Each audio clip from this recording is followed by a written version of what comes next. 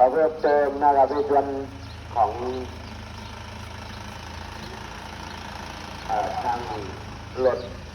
นะครับรถเก็บขยะเข้าซึ่งนั่นนะครับกับปรากฏว่าเมื่อนี้นะครับกับเป็นวันพฤหัสพอดีปกติมีทั้ง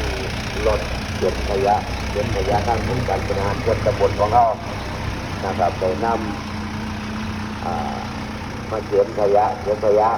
บปรากฏว่าพอเห็นมานะครับนั่นก็คือ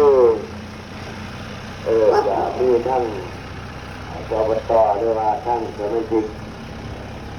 อบตของเรานะครับพอเสร็จกัน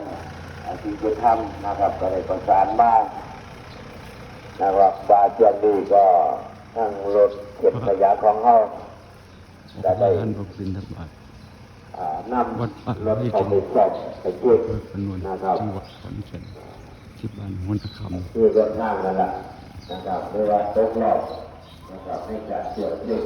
แต่ว่าได้เราก็จะได้ขอน้ำเย็นนะครับใช้เวลาโดยหลายวันเต็มเย็นนะครับเพราะฉะนั้นแล้วก็นอนเข้านะครับเพื่อจะหาใช้กันนะครับแล้วก็ทำงานตั้งอันเดิมนะครับได้